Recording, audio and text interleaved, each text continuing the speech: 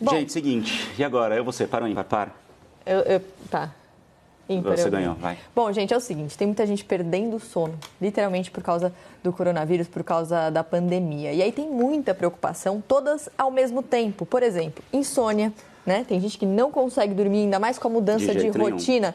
Por quê? Qual a hora certa de dormir? Qual a hora certa de acordar? Como tentar manter minimamente aquela rotina que a gente tinha antes de tudo isso acontecer? Isso pode, de repente, causar problema, ansiedade, depressão. Tudo isso a gente vem conversando bastante. Por isso que a gente vai falar agora com um especialista nesse assunto. O Siddhartha Ribeiro, ele é professor do Instituto do Cérebro da Universidade Federal do Rio Grande do Norte. Já está ao vivo com a gente ali, por Skype, para conversar com a gente sobre um assunto que é, de fato, muito importante, né, Siddhartha? As pessoas estão perdendo o sono, claro, pela preocupação, mas também pela mudança de rotina.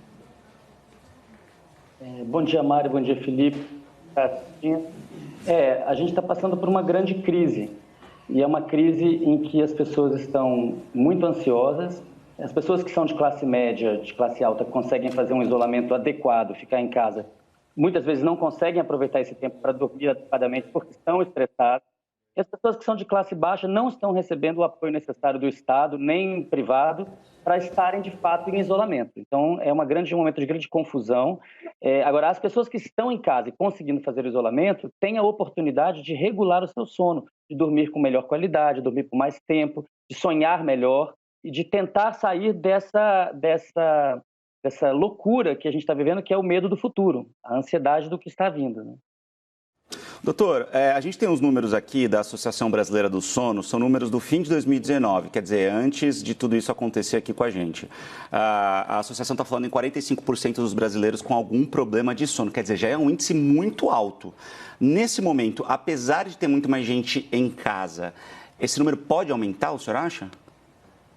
Esse número pode aumentar. É importante que as pessoas entendam que o que pode trazer saúde física e mental nesse momento é aquele tripé de sono, alimentação e exercício físico adequados.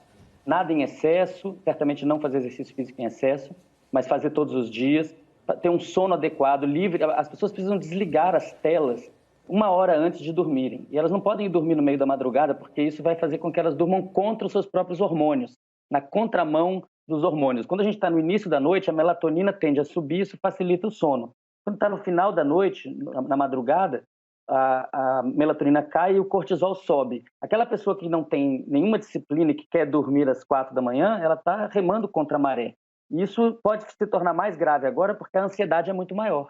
A pandemia causa um medo da morte generalizado em todas as classes sociais. Mas é importante lembrar, os mais pobres estão muito mais vulneráveis, no Brasil muito desprotegidos. Uma dúvida que eu tenho é que, assim, a gente também ficou isolado um tempo e eu tive umas noites, assim, muito movimentadas, então muitos sonhos, uns sonhos que não faziam sentido. Pesadelo, na verdade, você teve, né? Alguns sonhos meio esquisitos, coisas que eu nunca tive antes. Pode mudar também isso, Siddhartha, mudar de repente o que a gente sonha? Certamente. Sonhos refletem aquilo que está acontecendo com a gente agora. Nesse momento, todo mundo está unificado pelo medo da Covid-19, pelo medo do colapso do sistema de saúde, pelo medo de um colapso, digamos, do capitalismo como um todo, das cadeias produtivas como um todo. É uma crise que vai durar meses, anos.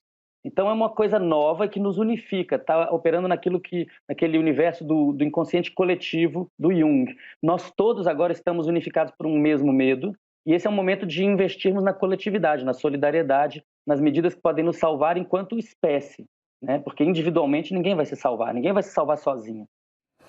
Agora, Siddhartha, é muito difícil, né, a gente muitas vezes conseguir seguir aquele conselho de vamos manter a calma na quarentena, porque a gente sabe que, por tudo isso que você acabou de falar, né, às vezes a gente não consegue dormir direito, a gente tem muita incerteza em relação ao futuro.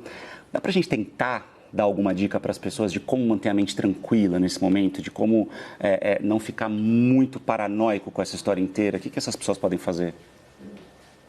Vamos pensar assim, se eu só penso no futuro, eu tendo a estar ansioso, porque é alguma coisa que ainda não veio. Se eu só penso no passado, eu tendo a ficar deprimido, porque eu vou lembrar de alguma coisa boa que já não existe mais ou de alguma coisa ruim que me dá pena ou tristeza. Então, nesse momento é importante a gente vir para o momento presente. Focar no que está acontecendo agora, focar nas pessoas que estão em volta, no cuidado com as pessoas, com os mais velhos, com as crianças.